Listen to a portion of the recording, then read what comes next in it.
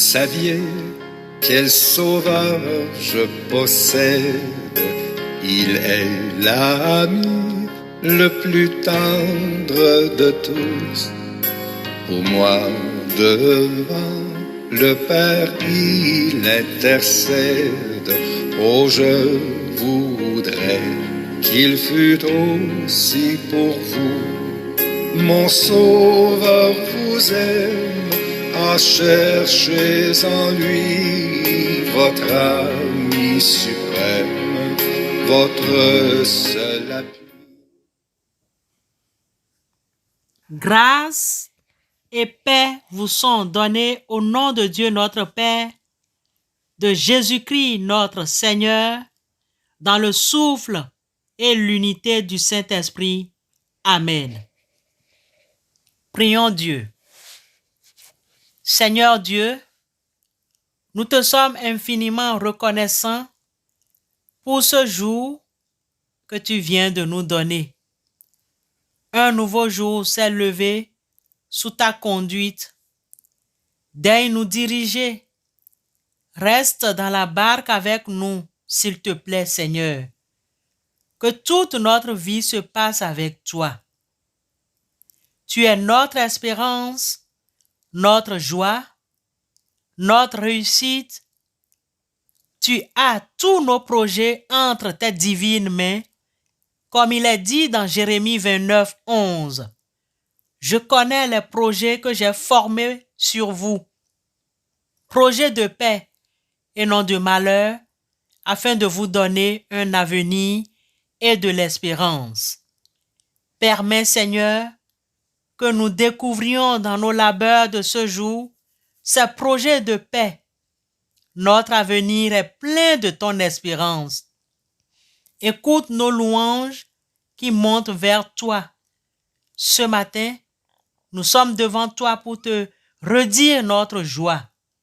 Jésus, tu es notre joie, notre vie. Jésus, dans ta splendeur cachée, nous t'adorons. Amen.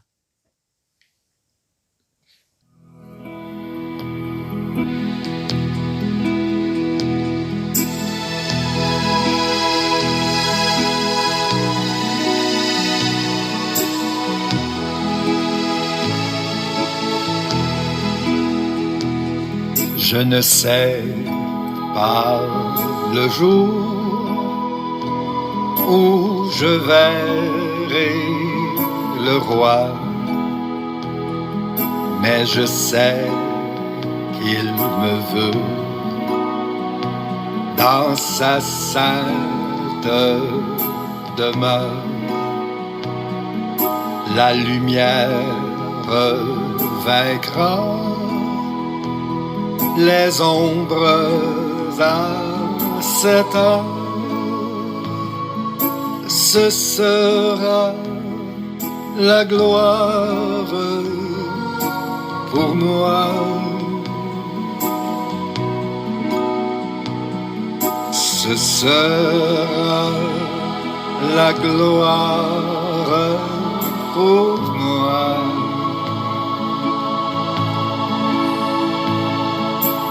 Ce sera la gloire pour moi. La lumière vaincra les ombres à cette heure. Ce sera la gloire pour moi.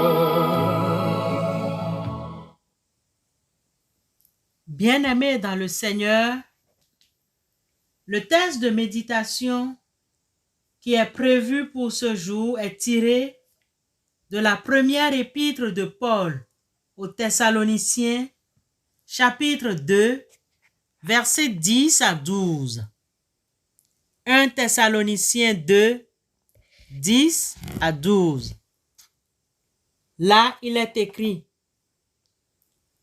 Vous êtes témoins, et Dieu l'est aussi, que nous avons eu envers vous qui croyez une conduite sainte, juste et irréprochable. Vous savez aussi que nous avons été pour chacun de vous ce qu'un père est pour ses enfants, vous exhortant, vous consolant, vous conjurant de marcher d'une manière digne de Dieu qui vous appelle à son royaume et à sa gloire. L'herbe sèche, la fleur tombe, mais la parole de l'Éternel subsiste à jamais. Amen. Bien-aimés dans le Seigneur, chers frères et sœurs, il nous arrive fréquemment de réfléchir à la relation chrétienne que nous avons vis-à-vis de nos familles, de nos frères et sœurs dans la foi et de notre génération. Quelle relation avons-nous avec le monde ambiant comme témoins de Christ? Les relations entre un père et ses enfants doivent baser sur la confiance. De même, cette confiance doit nourrir toutes nos relations les uns les autres. Comme on le voit bien dans ces versets que nous venons de lire, c'est ce rôle que joue l'apôtre Paul. Ainsi, s'adressant aux Thessaloniciens, il défend le caractère sérieux de son séjour au milieu d'eux. Il n'a pas eu une conduite perverse, ni un comportement maladroit à leur égard. Il s'était comporté en bon père de famille, étant pour chacun un vrai modèle. Ainsi, les chrétiens de Thessalonique avaient tout intérêt à témoigner de lui en toute honnêteté. À son tour, Paul se glorifie de les avoir orientés dans les voies du Seigneur, de les avoir consolés quand ils avaient besoin. Ceci est très important dans l'œuvre du Seigneur. Que faisons-nous aujourd'hui? Est-ce que nous nous consolons? Est-ce que nous nous encourageons? Est-ce que nous nous supportons les uns les autres? Plusieurs serviteurs de Dieu en arrivent à se décourager et même au point d'abandonner l'œuvre à cause des critiques et parfois des médisances dont ils sont victimes. Il leur arrive même de rester dans le manque. Pourtant, si l'on peut vivre pour les autres, si l'on peut les aimer, les aider, les consoler, l'on va garder le cap et les différentes communautés, familles seront bénéficiaires d'une paix durable. Encourageons ceux qui se dévouent pour l'œuvre du Seigneur. Dans sa première lettre aux Corinthiens au chapitre 5, des versets 12 à 14, Paul l'apôtre revient sur cette thématique en ces termes. Nous vous prions, frères, d'avoir de la considération pour ceux qui travaillent parmi vous, qui vous dirigent dans le Seigneur et qui vous exhortent. Ayez pour eux beaucoup d'affection à cause de leur œuvre.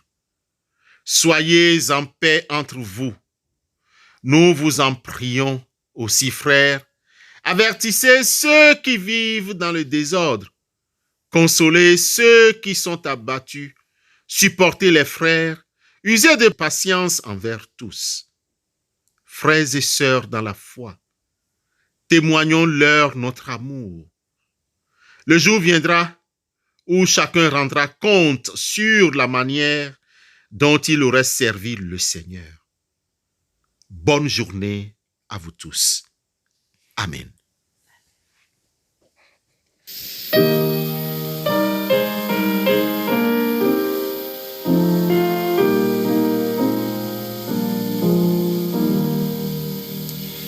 J'entends ta douce voix, Jésus, je viens à toi.